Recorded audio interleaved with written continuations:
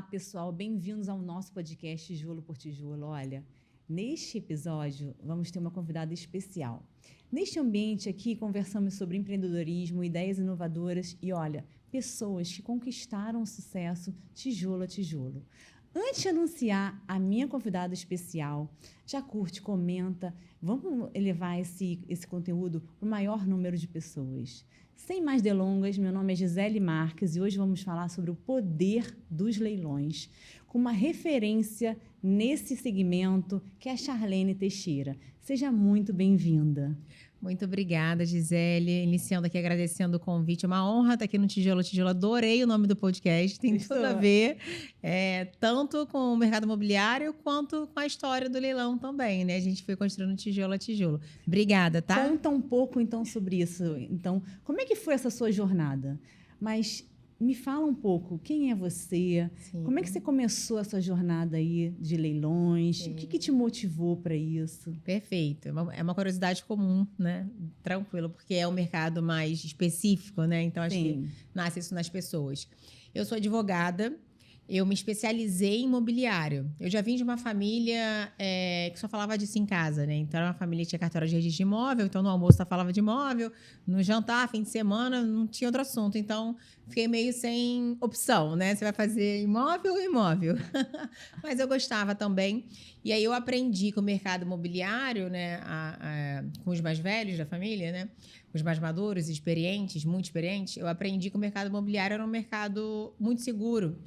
E aí eu sou muito conservadora hoje, né? Aí ela famosa frase quem compra terra não erra. E aí eu sou até conservadora demais.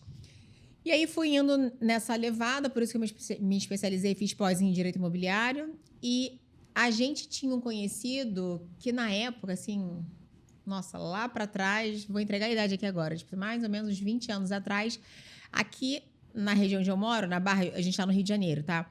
Era o único escritório que eu conhecia que era só de leilão. E era uma vida bacana, confortável. Eu falei, gente, não é possível, né, que tenha uma quantidade... Eu não sabia nada na época, né? Sabia rumores. E aí comecei a me aproximar daquilo. Então, eu tive uma referência de uma pessoa que era bem-sucedida naquilo. Já sabia de um leiloeiro ou outro. E aí comecei a me interessar nisso. E aí eu iniciei mesmo fazendo para um amigo, para a família, assim, né? Experimentando como era. Então, eu comecei fazendo pontualmente e fazia outras áreas, fazia família, fazia... Advogado no início, gente, doutora, você faz isso? Faço. E aí você corre atrás, estuda tudo e faz. A gente tem boletos a pagar. Assim que você se forma, você é generalista, né? Eu brinco com isso. E aí, quando veio a pandemia, em 2020, todo mundo... Minto, antes eu tinha um escritório na Belardo Bueno com a minha irmã, era minha sócia, a gente tocava tudo lá. E também leilão. E aí, quando veio a pandemia, foi quando eu descobri o digital, a rede social. Eu imagino que muitos devam ter migrado para lá nesse momento, porque você precisava ficar em casa. E aí foi quando eu nichei mesmo nessa área. E eu comecei a entender que o poder do mercado imobiliário, porque é um mercado essencial, a gente está hoje numa sala, que é um bem imóvel, num complexo cheio de bens imóveis. Você mora no bem imóvel, eu moro no bem imóvel, não interessa se é próprio ou de aluguel. Enfim, o mercado é bem imóvel. Tudo que você vive hoje, ele é dependente do mercado imobiliário. E não tem como você dispensar isso. Então, eu entendi que o mercado imobiliário era essencial, ele não vai acabar. E eu consegui descobrir o desconto do mercado imobiliário. Eu vou te perguntar, Gisele, se você pudesse comprar esse blazer lindo que você está hoje, esse conjuntinho lindo que você está hoje, amanhã, sabendo que vai entrar em promoção amanhã, você iria esperar para comprar amanhã? Eu espero. É isso. Então, eu espero. O mercado imobiliário... É oportunidade, né? Entender a hora. É oportunidade. É você conseguir ter acesso ao bem imóvel, seja para uso próprio, né? Tem muita gente que compra moradia, mas a grande maioria que vem me buscar para entender, para aprender, ou para contratar o escritório para realizar assessoria ou uma consulta pontual, é de investidor. Ele já entendeu que ele consegue realizar um lucro ali nessa diferença, né? Ele compra com preço mais baixo, mesmo pagando tributo, taxa, tudo, e vende no valor de... Ele vai vender um pouquinho abaixo do valor de mercado para aumentar a liquidez, para acelerar a venda dele, porque investidor tem pressa, né? Ele prefere descer um pouco, fazer girar mais rápido, a não ser que seja para locação. para locação, ele, enfim, é outra conversa. Então vamos falar logo sobre isso? Vamos. Por exemplo, eu não entendo nada de leilão, não tem problema. Tá? Eu sou do mercado imobiliário, sou do mercado securitário, mas de leilão eu ainda não aprofundei. O que realmente significa leilão e como ele funciona? Explica um pouquinho para quem é leigo como eu, por exemplo. Perfeito. Você já está meio caminho andado porque você é no mercado imobiliário já. Eu pego gente assim, raso, é da marinha, é médico, é de outra área e o pessoal consegue entender bem. Eu gosto de começar falando que o leilão ele tem uma função social muito importante, né? Já para quebrar várias pessoas que vão vir com questões aí que, enfim, eu lido com isso no dia a dia. O leilão nada mais é do que uma ferramenta para solucionar uma dívida. Então, mesmo sendo judicial, o que é o judicial? Você tem uma questão na justiça, né? Um combate na justiça, onde o juiz entende que uma pessoa deve a outra e o devedor ele não está com liquidez, ou seja, não tem dinheiro no banco, ele não deixou dinheiro no banco ali, o juiz vai indicar, né, ele vai acabar, junto com o credor, indicando o bem imóvel para responder por aquela dívida. E aí, coloca-se a gente fala, coloca-se uma indisponibilidade, se o imóvel vai ser penhorado, para liquidar, fazer dinheiro e pagar a conta. Então, no judicial, é para solucionar um conflito. O arrematante é um terceiro que entra nessa relação e ele soluciona esse conflito. Então, se o arrematante não existisse, a gente nunca ia conseguir solucionar essa briga aqui entre eles. O credor, que também pode ser uma pessoa que tem família, que tem contas a pagar, né, que quer honrar os pagamentos dele, ele precisa receber, ele está em pleno direito dele de receber ali. E o devedor, se encalacrou todo, ele tem que pagar de alguma forma. Bom, deixa eu abrir aspas aqui. Para esse processo iniciar de conhecimento até a execução, se for bacana, rápido, leva 6 anos. Então, assim, o executado, que é o devedor, ele teve 6 anos para dar o jeito dele, para fazer dinheiro, para pagar, para vender esse imóvel, para passar para frente. Então, para quem acha que o devedor é um tadinho, ele teve formas de fazer aquilo ali. Então, a gente tem que viver dentro da nossa realidade. Não estou conseguindo arcar com essa parcela, ou, enfim, tem uma dívida e não tem dinheiro para pagar, cara, vende, vai para o menor e paga a sua dívida, porque é melhor, ou vai para uma locação, é melhor você fazer isso do que você deixar ele leilão, vai botar um desconto, talvez não sobre nada para ele. Então, ele teve um tempo para solucionar isso. Pode ser que muitos não façam por pura ignorância, no sentido de ignorar o assunto mesmo, por má assessoria jurídica, porque não é porque é advogado que vai entender de leilão. Tem muito advogado imobiliarista que não entende de leilão, então cuidado com isso, assim, porque as pessoas acham, de imobiliário entende de leilão. Não. O cara tem que ter uma expertise em leilão. Ou não, ou tem aquela sensação de impunidade, porque tem muita gente esclarecida que eu já bati de frente e vê, não vai dar em nada, é Brasil e tal, e de repente vê que o imóvel tá indo embora. E no extrajudicial contra o banco, que é onde as pessoas mais chiam, né? Então, judicial nasce desses conflitos. No extrajudicial, 98% dos casos são de banco. Quando você vai lá e pega um crédito imobiliário com o banco, o banco faz um contrato com você e coloca uma cláusula de alienação fiduciária. O que isso significa? O imóvel vai ficar alienado ao banco, o banco é o proprietário e só passa para o seu nome no cartório, a escritura definitiva, quando você quita aquele imóvel. Então, até você quitar, esse imóvel é do banco. Isso veio com a lei de alienação fiduciária, que antigamente, lá atrás, na época dos nossos pais, era hipoteca, que caiu em desuso agora. Então, quando durante esse caminho aqui das parcelas você está afogando e você não vai mais conseguir honrar suas parcelas, você fica inadimplente com o banco, por lei, após 3 meses de inadimplência, ele te notifica via cartório que você está em atraso e te dá 15 dias para você purgar a mora. Por que é purgar a mora? Preciso falar essa palavrinha chatinha aqui só porque vocês vão ler isso e não vão entender. É você pagar o valor que está em atraso os 3 meses com juros. Geralmente, o cara que está 3 meses em atraso, ele não vai conseguir pegar o dinheiro em 15 dias, né? Eu gostaria que sim, mas geralmente ele não consegue fazer isso em 15 dias. Mas o banco faz em 3 meses depois de 15 dias? Não, ele até demora muito mais. O banco é meio desorganizado. O core business do banco não é imóvel, é fazer dinheiro. Então, graças a Deus ele é desorganizado, porque ele leva até um pouco mais de tempo para fazer todo esse processo que eu expliquei agora.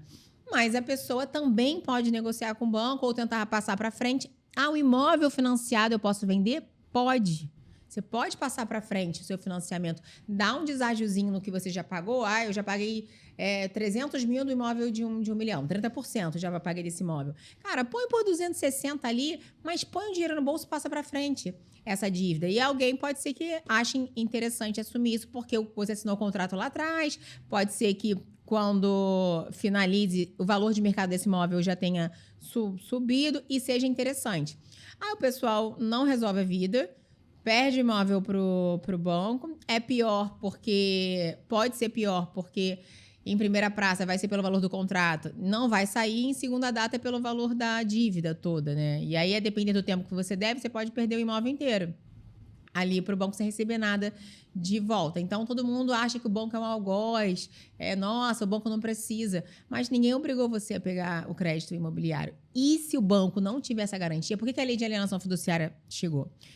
Justamente para dar uma garantia forte para o banco. Porque dá um Google aí e vê como é que era a taxa de juros quando era hipoteca. Era muito mais alta, porque quando era hipoteca, o imóvel ficava no nome da Gisele. E se ela atrasasse, o banco tinha que judicializar uma ação para ir atrás da Gisele, para provar que a Gisele estava devendo. Então, o banco tinha despesa, o banco levava um tempo, tinha que ter um setor jurídico só para isso. Então, era muito mais trabalhoso e o risco do banco era muito maior. Ele botava a taxa de juros muito mais alta. Com a alienação fiduciária, o imóvel estando no nome do banco e ele tendo esse processo extrajudicial muito mais célere, ele baixou as taxas de juros. Assim, você pode até achar que 12% hoje é caro. A gente realmente está com uma Selic alta, a gente está no momento de um valor mais alto, mas a gente já teve taxa de banco de 4,5%, assim, há uns 3, 4 anos atrás. Então, precisa ter esse movimento para o banco te dar um juros mais barato, senão o crédito ia ser inacessível se o banco não tivesse uma garantia tão forte. Então, leilão extrajudicial, 98% é de banco. Por que eu falo 98% e não 100%? Porque tem leilão de incorporação em obra por administração. Incorporação é quando está construindo o prédio e a pessoa não consegue pagar as parcelas do lançamento, ou obra para administração, quando um pessoal se junta para fazer aquela obra ali e uma das pessoas não consegue honrar. Existe leilão dessas situações também. E leilão particular. Se você, Gisele, tem algum bem imóvel que você queira vender através de um leilão ao invés de uma imobiliária, você também pode através de um leiloeiro. Mas por que eu faria isso, Chá? Porque ele acaba chamando mais atenção do mercado, porque todo mundo acha que o imóvel de leilão vai ter um desconto. Então, acaba tendo uma chamada maior do que se você colocar numa imobiliária entre tantos outros imóveis lá. Não sou leiloeira, gente, sou advogada. Me fala uma coisa, para esclarecer. Eu tenho um imóvel, tá? Eu que sou leiga nesse aspecto. Eu tenho um imóvel único, meu imóvel único. Ele também pode ir a leilão? Ótima pergunta que a gente teve agora semana passada, uma decisão sobre isso no STJ, Superior Tribunal de Justiça. Se você estiver sendo executada, porque existem as exceções da lei, regra geral não pode, né? E a gente teve do STJ um entendimento agora sobre isso. Inclusive, não importa, eu sou um pouco contra no sentido, eu vou explicar. O STJ entendeu que não importa o valor do imóvel, ele não pode ir a leilão quando é um único bem, que eles chamariam de bem de família. Eu acho um pouco... Quando realmente é um único bem, você estuda o caso da pessoa e vai fazer diferença na vida dela, ok. Mas se o cara tem um imóvel de 40 milhões de reais para pagar uma dívida de 5, porque assim, porque existe um artigo de lei que impede que venda o bem de família. Porém, a finalidade do artigo é para manter a dignidade da pessoa. Há de se convir que um cara que tem um imóvel de 40 milhões, ele pode vender, paga a dívida de 5, meu bem, sobra 35 para ele, tem muita dignidade ainda aí pela frente, assim, ele consegue seguir. E aí, quando o STJ diz que não pode, ele está apoiando uma inadimplência. Porque, assim, ele está abrindo uma brecha para as pessoas, bem de família não pode? Vou vender todos que eu tenho, vou comprar um só, e ele está blindado. A STJ disse que ninguém pode me tirar se for um só. Sim, cara, o próprio STJ está abrindo uma brecha, mas assim, isso ainda vai ter uma discussão pela frente. Agora, poxa, o imóvel de 200 mil, o cara é um trabalhador, etc e tal, ok, porque realmente o cara vai vender aquilo, ele não vai ter muito o que fazer, vai pagar a dívida, vai ficar mais apertada. Então tem que, assim, cada caso é um caso, tem que ser analisado. Regra geral não, mas tem as exceções na lei. E uma das exceções, pelo amor de Deus, gente, não existe mais a figura do fiador. Existe, mas não aceite. Porque nesse caso, pode ser seu único bem imóvel, você pode estar desempregado, você pode ter uma mãe que depende de você, um filho, e você vai perder esse imóvel. Porque você assinou sabendo do risco e já sabendo que você só tinha um bem. Então, mesmo que você não soubesse, você na época tinha 3 e quando veio a situação, se estava com um só. É uma exceção que a lei dá. Então, cuidado. Hoje tem seguro-fiança, hoje tem como cobrar antes do contrato, né? Pré-aluguel, a gente fala que você paga o aluguel no início para não precisar de fiador. Hoje tem colocar uma calção. Eu não indico você ser... Eu não sou fiador nem da minha irmã, assim, então... Aí, nesse caso, você pode perder o seu bem único.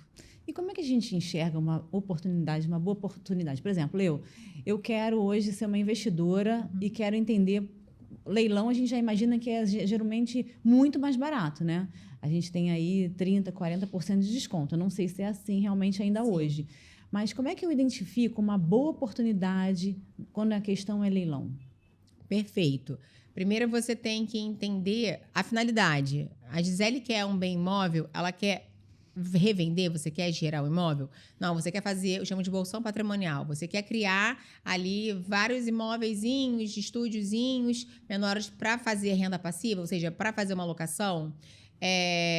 Você quer fazer uma parceria com uma empresa, você vai comprar o lote, ela vai construir. Então, primeiro você tem que entender o que você quer. Porque, a depender do que você quer, cada tipo de...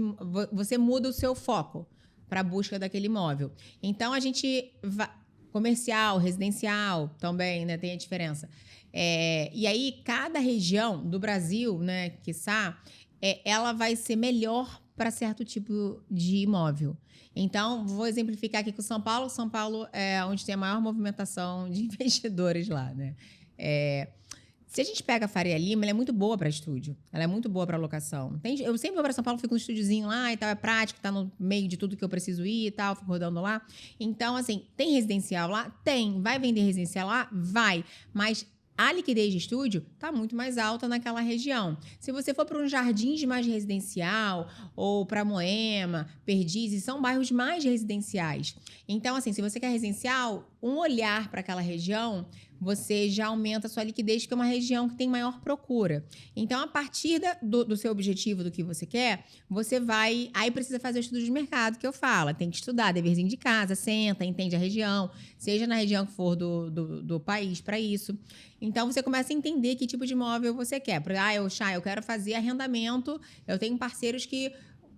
fazem plantio disso e daquilo. Rural, aí já é outra zona. Vai para Mato Grosso do Sul, vai para o interior de Minas, enfim. Então, você precisa entender. Aí, você faz a busca, e aí tem vários buscadores que você consegue fazer por estado, cidade, faixa de preço. Você tem que entender o seu orçamento também. Quanto é que você tem disponível hoje? Né? Quanto é que você tem disponível sem tirar o básico? Né? Você nunca pode pegar do seu sustento o dinheiro, contando que aquilo vai girar rápido e voltar para você. Não faça isso. Não faça isso. Você tem que ter o dinheiro que vai além da sua subsistência para você colocar ali. É para investir, né? Então, pensa nisso.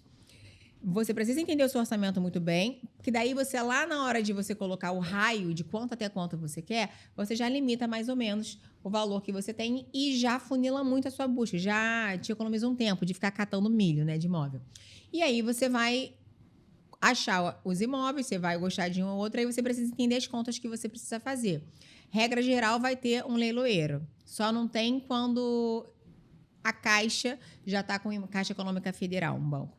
Já está com imóvel em venda online ou venda direta. Tirando esses 2 da Caixa, o resto todo vai ter leiloeiro. Então, 5% do leiloeiro sobre o valor do imóvel, do lance vencedor, do valor final lá. Você coloca 5% do leiloeiro de comissão dele. Aí eu vou falar pelo município do Rio, tá? O ITBI é o imposto municipal. Então, você vai precisar dar um Google e descobrir qual é a alíquota do seu município. Aqui no Rio é 3%. Então, eu vou colocar 3% do municipal. E, regra geral, o cartório dá mais ou menos em torno de 2% de taxa de cartório. 1% para o Notas e 1% para o RGI. Regra geral. Vai ter algumas situações onde você não vai precisar pagar o de notas, porque se for leilão judicial, a própria carta de sentença que o juiz der já equivale a uma escritura pública. Então, é só levar no RGI, você economiza o cartório de notas. Se for extra, sem financiamento, você vai precisar passar pelo de notas. Então, você precisa saber os gastos que você vai ter, para resumir aqui, senão vai virar um aulão. Você precisa entender os gastos que você tem, colocar isso tudo antes. A fase antes de arrematar, que a gente chama lá de pré-arrematação, é a mais importante, Gisele. Porque é nela que você vai entender, pô, esse imóvel é interessante pra mim. O lucro, eu botando todos os gastos aqui que eu posso ter com esse imóvel, me trouxe um lucro que pra mim é interessante. Você vai falar, achar a partir de quanto é interessante? É muito pessoal isso, né? Eu costumo dizer que a partir de 25, eu já acho. A gente está com a Selic 15 hoje, então, para você tirar um dinheiro de um CDB, de uma renda segura lá, e botar em alguma coisa, tem que te dar um retorno que compense o que está rendendo o dinheiro parado lá. Né? Então, vai estar tirando imposto, sei lá, vai estar uns 10% mais ou menos, 9%, enfim, tem que fazer o cálculo agora de cabeça exatamente quanto é que tá. Mas então, o que vai te retornar, e aí você tem que computar o tempo que você vai ficar com esse imóvel parado, sustentando ele até você botar em locação ou para revenda, você vai sustentar esse condomínio, IPTU proporcional, se for em condomínio, IPTU proporcional, alguma possível reforma que você tem que fazer nesse imóvel, você também faz um cálculo por metro quadrado de gastos de tinta, de tábua corrida, de alguma possível parte elétrica que você tem que fazer. A gente já computa mais ou menos um valor ali. Se não precisar, ótimo, o lucro aumenta, mas se precisar, você está preparado para aquilo. Então, você computa todos os gastos e o que te sobrar para a Charlene, de 25 para cima de lucro líquido, tá valendo a pena já. Chá, me conta uma coisa. Beleza, fui lá, arrematei o meu imóvel. Quanto tempo leva para eu adquirir esse imóvel, conseguir ter posse desse imóvel? Como é que funciona? Eu tenho que tirar a pessoa de lá? Como é que é essa dinâmica? Conta um pouco aqui pra gente. Sim, vocês precisam tirar a pessoa de lá. Vou ser muito honesta. A maioria dos imóveis estão ocupados. Geralmente, imóvel de banco está desocupado e o banco fala que está ocupado porque... Se você pedir para visitar, ele acaba tendo que mandar um corretor ir lá, então ele, tá ocupado. Em leilão judicial, já tem vários casos, assim, próprios, pessoais, que diziam que o imóvel estava ocupado e não estava, assim. E aí, por que tem esse erro na hora de fazer o edital? E o edital é o documento mais importante, tá, gente? No edital, vai ter tudo o que você precisa saber antes de arrematar o imóvel. Os seus deveres, os seus direitos, os valores, a origem daquele leilão, o tamanho, enfim... Tá tudo escrito ali certinho. Então, aprenda a ler um edital e leia um edital muito bem. Sem isso, você não pode arrematar nada. Então, já teve casos de falar que estava ocupado, eu ia até o local, estava desocupado. O inverso também, falava no edital, estava desocupado, eu ia até o local, estava ocupado. E isso é muito importante você conferir antes, porque se você precisar desocupar, você vai levar um tempo a mais e pode ter um gasto financeiro maior para fazer isso. Então, já muda o seu cálculo. Não é que não vale a pena, vale muito a pena, né? Foi o que eu falei, grande maioria está ocupado, mesmo assim a gente arremata e dá muito certo e tem um lucro muito bom. Mas eu gosto de ter essa previsibilidade, ainda mais quando é para cliente, né? Porque eu gosto de ser muito transparente. Olha, está ocupado, mas a gente faz uma desocupação humanizada. Vai para o judicial quando não tem... Quem está dentro é quem escolhe como vai sair. Porque estou dando oportunidade, chego para a pessoa e tento conversar com ela. Olha, depois só. Vamos lá, você arrematou hoje o imóvel. Existe um prazo recursal quando o juiz... assim que você arremata o imóvel, você vai receber um documento que se chama auto de arrematação.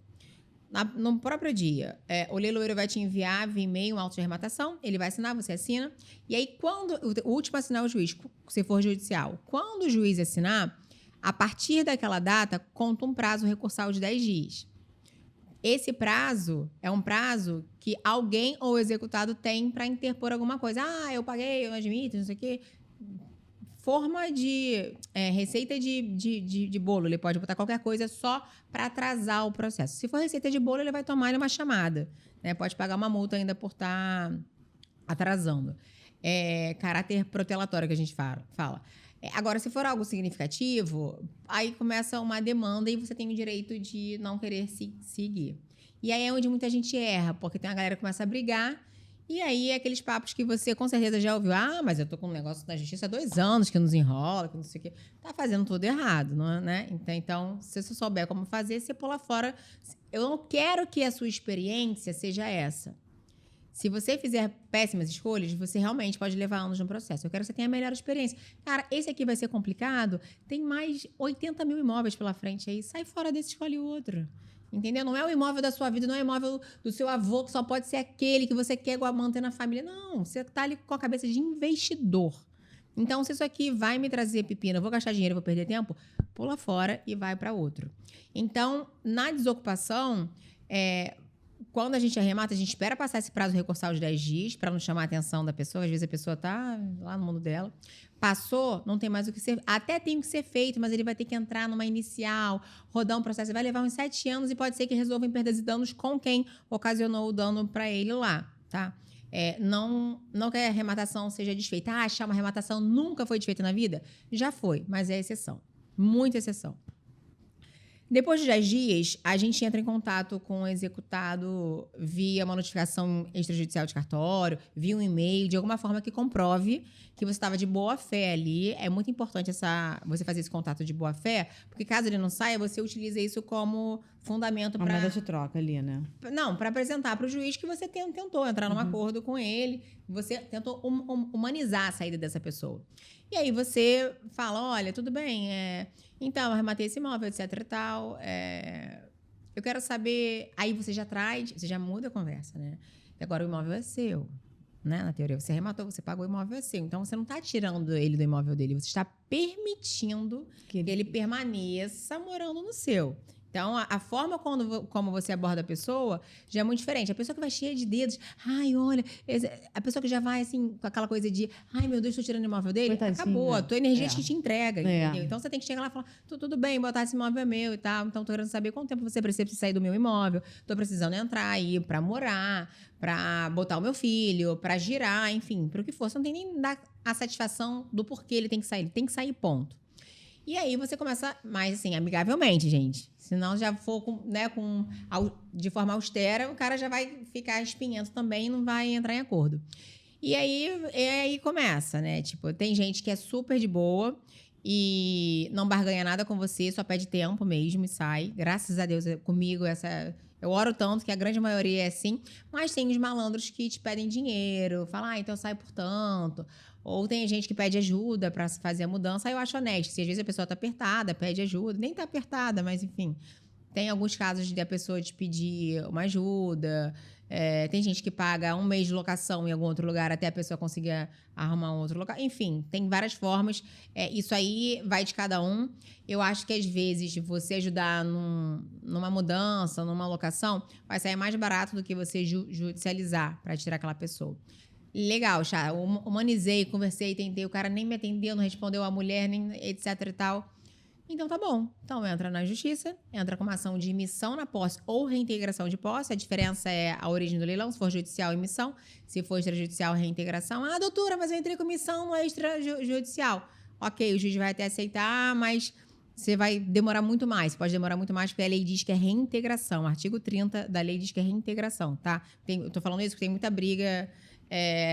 no mundo dos advogados aí em relação a isso. Então, já sei que pode ser que tenha comentário, já estou respondendo. Entra lá no artigo 30 da lei, você vai ver que é o que a lei determina. E aí, esse cara vai sair, ou essa mulher vai sair. Não tem como não sair. Já teve uma história bem bizarra, assim? Conta uma história. Já teve uma história bem bizarra. Já tiveram algumas histórias bem bizarras, né? Que são pessoas que eram pessoas com poder, que ostentavam, entendeu? Ostentavam, eram pessoas que você via em rede social. Advogado olha rede social, hein? Presta atenção. Eram pessoas, e a gente anexa aquilo no processo para falar... essa vida não excelência, comporta. Não está batendo a situação, né? São imóveis de grande valor. Tem 2 casos aqui. Uma cobertura na Zona Sul. Era o inquilino, vai entender, né? O cara não estava na dor de estar perdendo imóvel, era só trocar de apartamento para o outro. Era o inquilino. Não. E aí, foi até um fim de ano, eu estava indo para Búzios, estava até com a minha filha e o meu genro no carro. Eu falei, Sara, vamos parar ali, que é no caminho. Estava indo para Búzios, peguei a Zona Sul, vamos parar no condomínio ali. Eu converso com o porteiro e tal, vou tentar já tinha passado o prazo de 10 dias do recurso, deixa eu tentar entrar em contato com... Entender quem é a pessoa que está dentro, etc e tal, já para...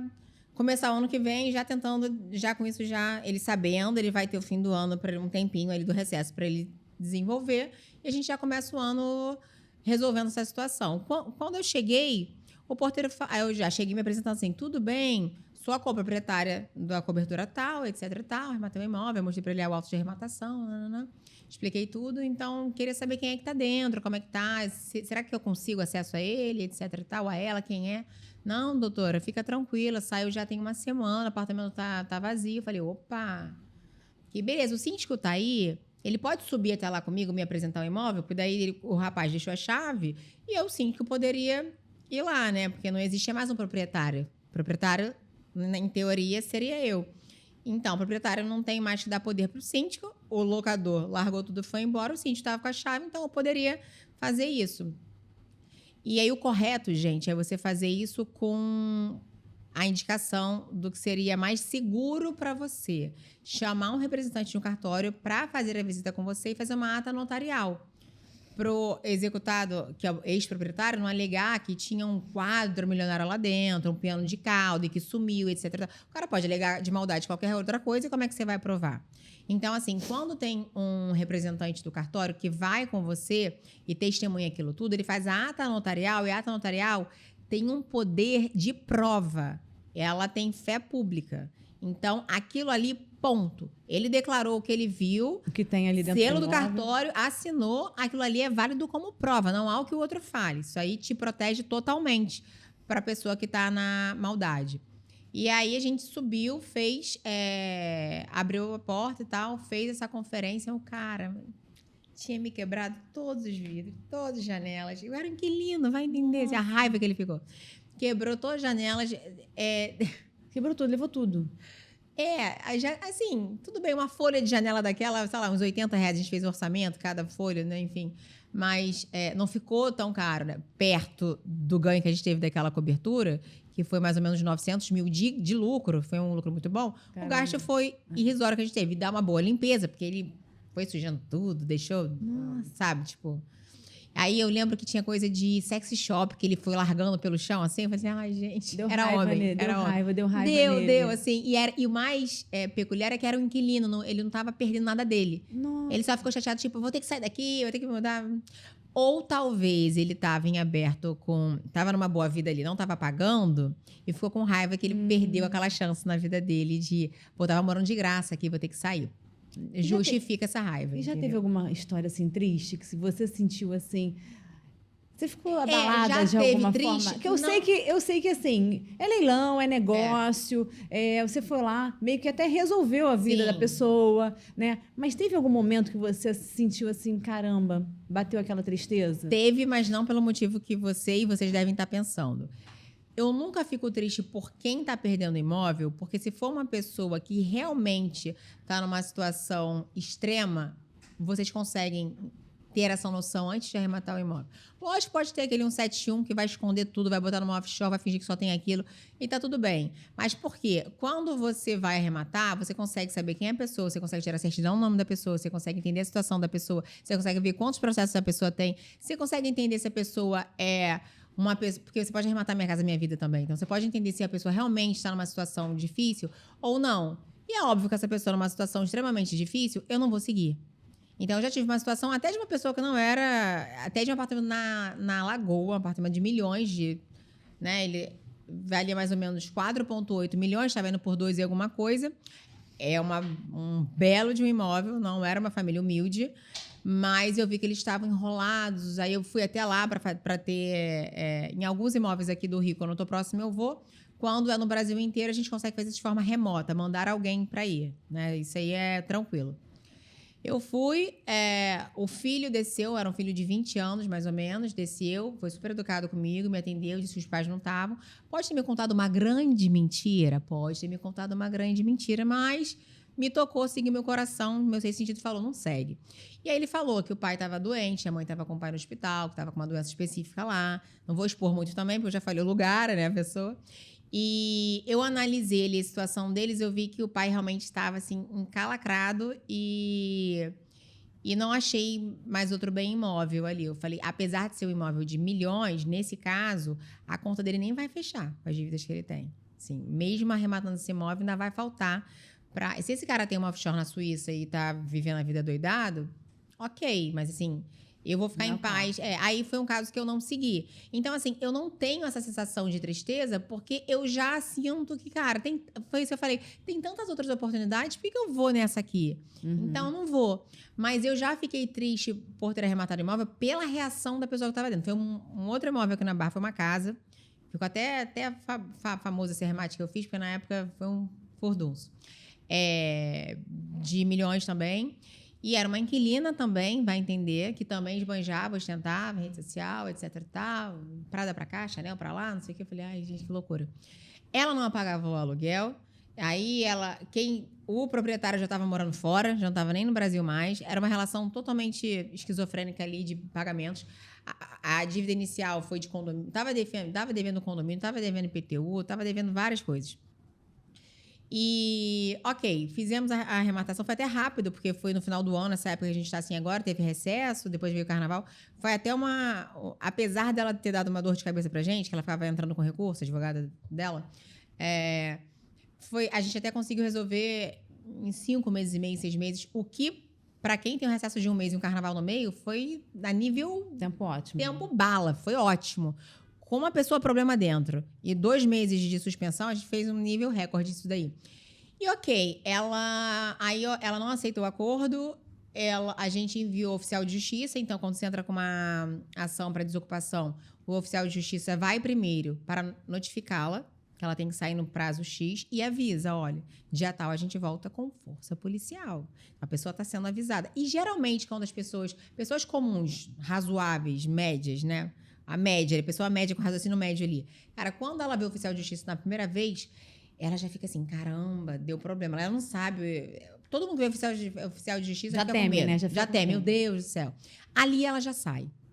Pro cara se manter, pra pessoa se manter ali, pro oficial de justiça voltar com força policial, ele quer muito atenção, ele tá carente, ele quer, porque ele já foi notificado, já teve a oportunidade de fazer acordo, já foi oficial falando o que ia acontecer, esse cara já tá com o BO lá de trás, que ele não resolve. Então, assim, essa pessoa, aí, enfim, o oficial notificou, a gente achou que essa ia só sair com força policial. Saiu com força policial? Saiu, mas de uma outra forma. O que aconteceu? Eu estava em São Paulo, e aí, num domingo à noite, acho que era domingo à noite, isso mesmo. E aí, a gente, lógico, já chegou no condomínio, já falou com a síndica, já pede os condomínios para acertar. Já vai fazendo o raciocínio lógico, é você já ir fazendo ali, montando o seu terreno, já fazendo, né, um contato com o pessoal, já se posicionando. E uma das conselheiras era a vizinha dessa casa, e aí ela me liga para avisar que quem estava dentro estava depredando o patrimônio, estava tipo quebrando janela, arrancando janela. Isso não pode. Só pode retirar do imóvel que é seu, móvel, né? Tudo que for imóvel do imóvel, você está depreciando o imóvel, então não pode fazer isso.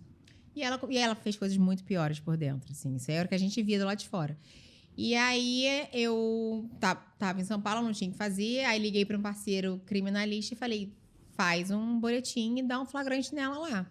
Que aí ela sai na hora. Tipo assim, antes de acabar o prazo dela, aí a gente fez isso, aí eu fiquei falando com o delegado por videoconferência, ela é de São Paulo e tal, porque o delegado, gente, ele é criminalista, não entende nada de leilão, então você tem que explicar para ele, você tem que mostrar para ele as situações, a carta que você realmente arrematou, porque o delegado, ele fica meio assim, opa, né? Então você tem que despachar com ele, no que a gente fala. E aí, ok, o que essa moça fez? Olha que, enfim, o que essa moça fez? Quando foi dado o flagrante lá, ela fugiu, se escondeu numa outra casa e deixou a filha de 18 anos com o namorado responder na delegacia. Aí eu falei, não, cara, se eu pego essa mulher, eu dou-lhe umas palmadinhas, que eu falo, gente, tem uma filha mais velha, que é a filha dela, inclusive. Assim, cara, isso é um absurdo. Foi uma covarde, o imóvel não era dela, depredou o patrimônio inteiro. E aí se escondeu e a filha que foi para a delegacia para responder. E tem um boletim de ocorrência, a filha tá respondendo uma menina de 18 anos, cara. Aí eu fiquei, assim, bem triste com aquela situação. Mas aí é um problema da mãe com ela, né? Da mãe que fez a situação. Então, assim, realmente, até hoje, a única que me deixou meio chateada foi essa. Eu falei, pra menina de 18 anos respondendo uma coisa que a mãe tava fazendo. Tinha um caminhão a gente deu um flagrante nela. Tinha um caminhão colocando, tipo, vaso sanitário, boiler, tudo umas coisas assim. Caramba. Ela estava na raiva também, na dor. E os dois inquilinos, os dois casos que eu te contei aqui foram de inquilinos, nem do proprietário. Chá, então me ajuda o seguinte, faz um resumão aí para quem está começando nesse mercado de leilão, quer entender qual é o passo a passo. Perfeito. É muito importante você entender que o capital intelectual, ele é a chave mestra aqui. Porque tem muita gente que não tem o dinheiro para começar, mas arremata. Tem trocentos casos para contar aqui de pessoas que, inclusive, não é que não tinha dinheiro, tinha dívida. Estava em dívida e começou a utilizar esse mercado para fazer dinheiro e pagar as dívidas e seguir adiante. Por quê? Porque quando você aprende como você realiza o lucro dos leilões, quando você aprende o processo, e, gente, é tranquilo. Eu estou dizendo que você vai sentar na cadeira, vai encostar num livro e por osmose você vai aprender? Não, você vai estudar, você vai sentar e você vai se dedicar. Se você está predisposto a isso, você vai aprender, fica tranquilo. Eu aprendi, ela tem capacidade para todo mundo, mesmo não sendo da área jurídica. Eu tenho parceiros que não são advogados, não são corretores, eram de outra área de tecnologia e sabem muito mais hoje do que muita gente que é advogado de imobiliário, né? De bem imobiliário, no caso. Então, o capital intelectual, ele ele te coloca anos-luz na frente de qualquer pessoa. Por quê? Se você sabe como faz e você arruma uma pessoa que tem um capital financeiro, que é um sócio investidor, pronto, você começa a arrematar com o dinheiro de outra pessoa. A gente chama de OPM, é uma sigla lá dos Estados Unidos, né? Other People Money. Então, é interessantérrimo, você não precisa ter o dinheiro para começar nesse mercado. Você senta numa roda com as suas amigas, fim de semana, e começa a falar, cara, olha, aprendi como é que faz remata em leilão, etc e tal, assim, esse assado, acabou. Faz esse teste. Eu te garanto que isso é suficiente para alguém olhar para você e falar assim, opa, mas como é que é isso aí? Mas com desconto? Com 60, 70? A gente teve agora, mês passado, tem até lá na minha aba de Reels do Instagram, um vídeo da ministra Nancy Andrighi, permitindo um imóvel em leilão com 98% de desconto. Ele foi por 2% do valor dele de mercado. Nossa. Isso só acontece em leilão de massa falida, de empresarial. A lei de falências é a única que permite você dar um desconto que o juiz entenda como sendo necessário. Não existe um teto na terceira data. É o único que tem a terceira data. Então, quando as pessoas entendem que elas podem ter acesso a um lucro do mercado que é seguro, elas ficam encantadas com isso. E se ela entende se ela sente uma segurança em você, entende que você sabe fazer aquilo, e ela tá com uma grana ali guardada, ela não sabe onde colocar, ela fala, você faz isso? Como é que funciona? Quando é que você cobra? Como é que funciona? Então, você começa a fazer dinheiro de alguma forma. Mesmo que você tenha o dinheiro, Gisele, para arrematar para você hoje, para começar a investir e montar o seu negócio, nada te impede de fazer para outras pessoas e ganhar assessorando-as também, né? E o leilão é à vista ou ele pode ser financiado? O leilão judicial, a gente tem um pagamento à vista e parcelado. O Código de Processo Civil prevê você dar uma entrada de 25% e mais 30 parcelas. Porém, se alguém der o lance à vista, ela vai ter preferência na sua frente. Tá? Só na Justiça do Trabalho que o juiz deixa criar uma concorrência ali entre o à vista e o parcelado. Regra geral, o à vista vai levar, mas pode ter opção de parcelamento. E nos leilões de banco, eles financiam. Aí vai depender se é Santander, se é Itaú, se é Caixa, mas tem um financiamento bem generoso, 360 vezes, 420 vezes. Lembrando que no judicial não tem juros, esse parcelamento até 30 vezes não tem juros, você vai pagar 30 parcelas, não me atrase uma parcela, porque você vai pagar uma multa, vai perder o teu imóvel.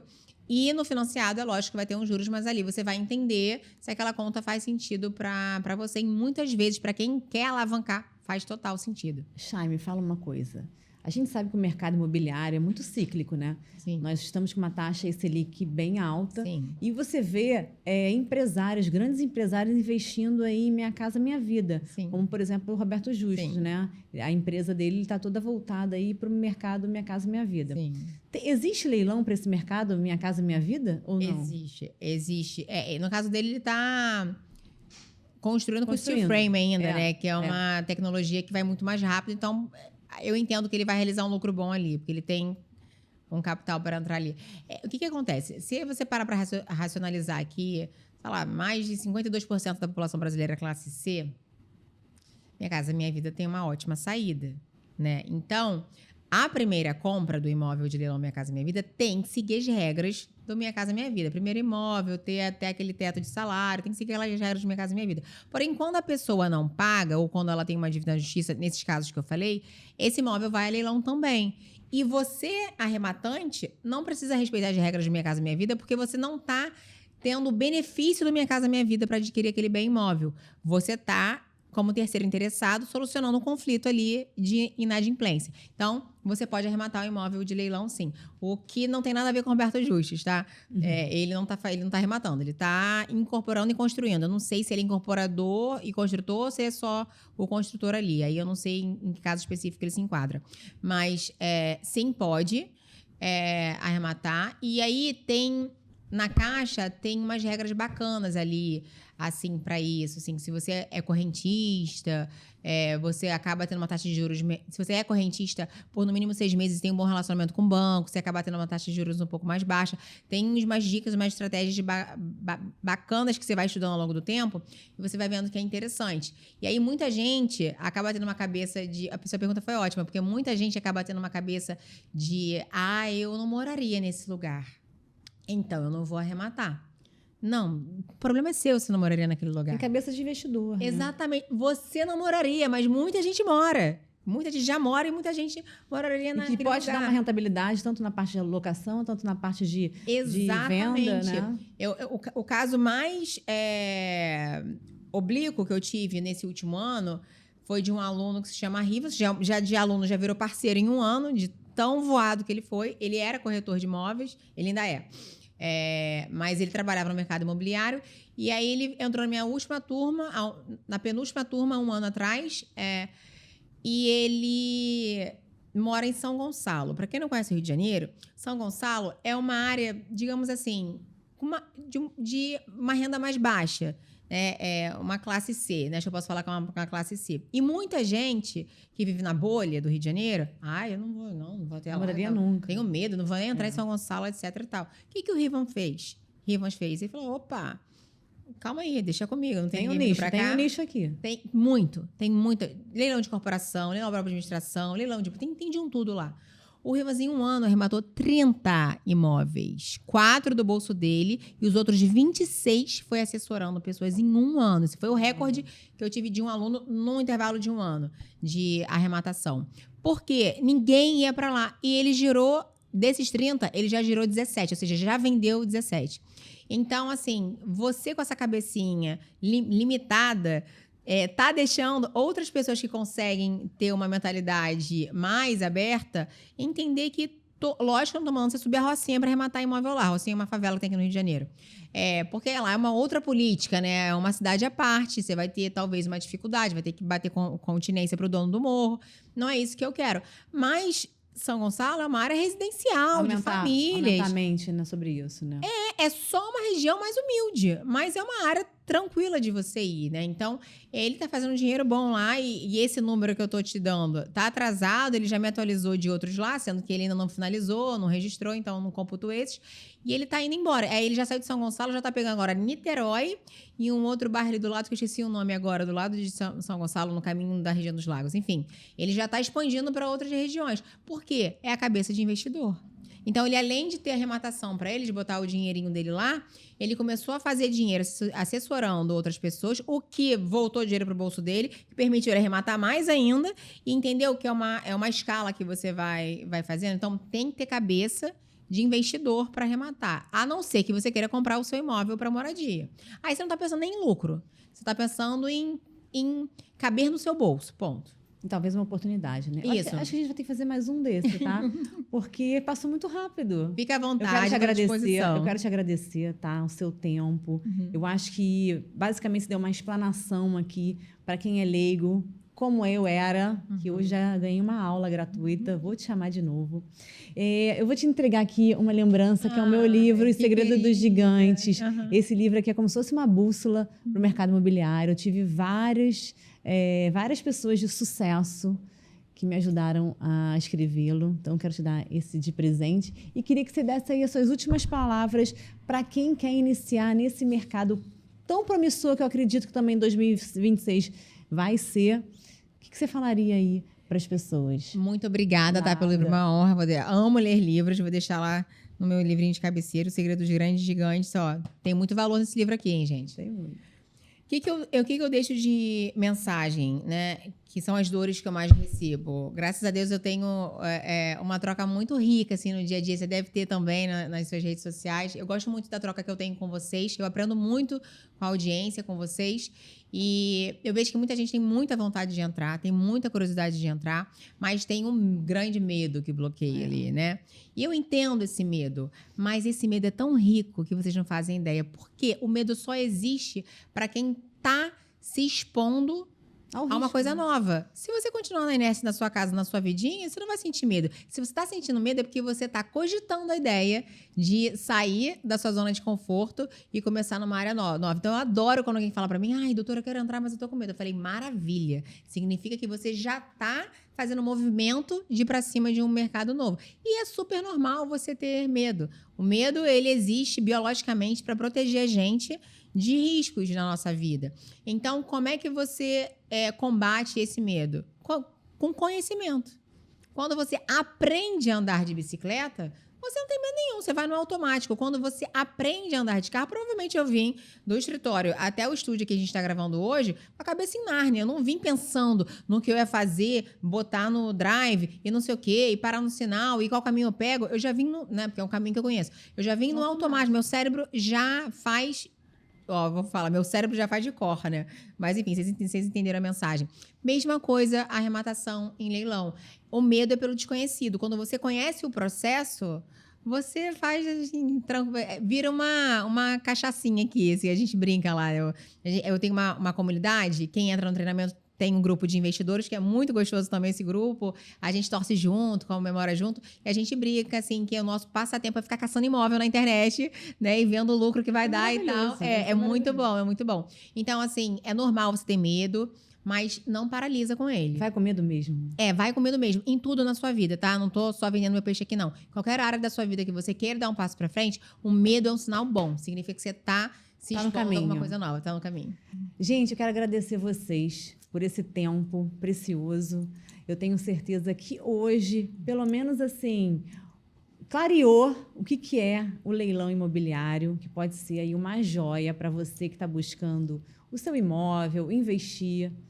E 2026, nós vamos vir tijolo a tijolo com muita gente bacana, inclusive você que está aí, eu gostaria de participar do seu programa. Fala comigo, eu vou deixar aqui a rede social da Charlene Teixeira, que é maravilhosa, e continue aí tijolo a tijolo.